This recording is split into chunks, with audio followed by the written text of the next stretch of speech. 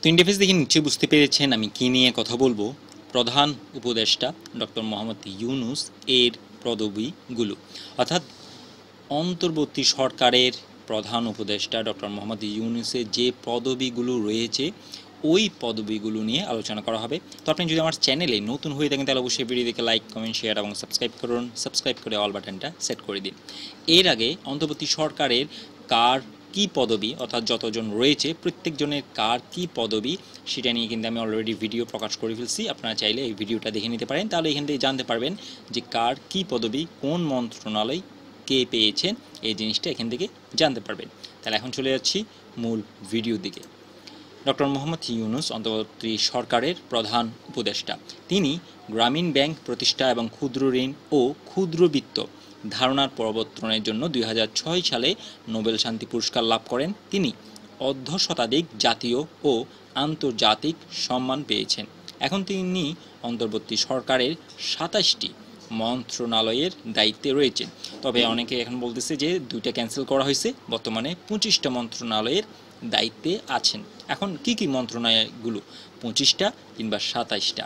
যে মন্ত্রণালয়গুলো হলো তা যেমন মন্ত্রী পরিষদ বিভাগ, প্রতিরক্ষা মন্ত্রণালয়, সশস্ত্র বাহিনী বিভাগ, শিক্ষা মন্ত্রণালয়, সড়ক পরিবহন ও সেতু মন্ত্রণালয়, খাদ্য মন্ত্রণালয়, গৃহায়ন ও গণপূর্ত মন্ত্রণালয়, ভূমি মন্ত্রণালয়, বস্ত্র ও পাট মন্ত্রণালয়, কৃষি মন্ত্রণালয়, বিজ্ঞান ও প্রযুক্তি মন্ত্রণালয়, রেলপথ মন্ত্রণালয়, জনপ্রশাসন মন্ত্রণালয়, বিদ্যুৎ জ্বালানি ও খনিজ সম্পদ মন্ত্রণালয়, নৌপরিবহন মন্ত্রণালয়, পানি সম্পদ মন্ত্রণালয়, মহিলা ও শিশু বিষয়ক মন্ত্রণালয়, দুর্যোগ ব্যবস্থাপনা ও ত্রাণ মন্ত্রণালয়, তথ্য সম্প্রচার মন্ত্রণালয়, প্রবাসী কল্যাণ ও বৈদেশিক কর্মসংস্থান মন্ত্রণালয়, বাণিজ্য মন্ত্রণালয়, শ্রম ও কর্মসংস্থান মন্ত্রণালয়, সাংস্কৃতিক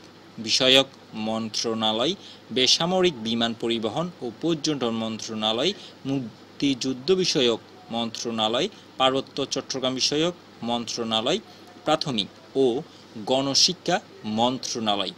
এই 27টা মন্ত্রণালয়ের দায়িত্বে এখনও তিনি আছেন, অর্থাৎ তিনি ওনার হাতে আছে। এর পরবর্তী সময়ে উনি কি দিবে নাকি এই 27টা উনি নিজে কন্ট্রোল করবে সেটা ওনার উপর নির্ভর করতেছে, আগামীতে সেই জিনিসটা বুঝে যাবে। এখন এটাই হলো বর্তমান পর্যন্ত যে 27টা মন্ত্রণালয়ের দায়িত্বে ডক্টর মোহাম্মদ ইউনূস আছেন, এই 27টা মন্ত্রণালয়ের লিস্টগুলো আপনাদের সামনে উপস্থাপন করা হলো। আশা করি সমস্ত বিষয়টা আপনারা ভালোভাবে বুঝতে পেরেছেন। তো আপনি যদি আমার চ্যানেলে নতুন হয়ে থাকেন তাহলে অবশ্যই ভিডিওটিকে লাইক, কমেন্ট, শেয়ার এবং সাবস্ক্রাইব করুন। সাবস্ক্রাইব করে অল বাটনটা সেট করে দিন আর সবাইকে শেয়ার করে দিন। নেক্সট ভিডিও আসা পর্যন্ত সবাই সুস্থ থাকুন, আর চেষ্টা করব নেক্সট ভিডিওতে প্রত্যেক ব্যক্তির আলাদা আলাদা করে কি মন্ত্রণালয় এবং ওনার ব্যক্তিগত জীবন এবং পারিবারিক জীবন যেটা আছে যতটুকু পর্যন্ত জিনিসগুলো আছে ওই জিনিসগুলো নিয়ে আলাদা একটা করে ভিডিও তৈরি করা এবং ওনাদের জীবন বৃত্তান্ত যেটা আমরা বায়োগ্রাফি বলি ওই বায়োগ্রাফি আনা, এই জিনিসগুলো চেষ্টা করব নেক্সট ভিডিওতে একটা করে দেওয়ার। আশা করি সবাই সাথে থাকবেন এবং শেয়ার করে এগিয়ে নিয়ে যাবেন। ধন্যবাদ সবাইকে। নেক্সট ভিডিও আসা পর্যন্ত সবাই সুস্থ থাকুন, ভালো থাকুন। ধন্যবাদ সবাইকে। আল্লাহ হাফেজ।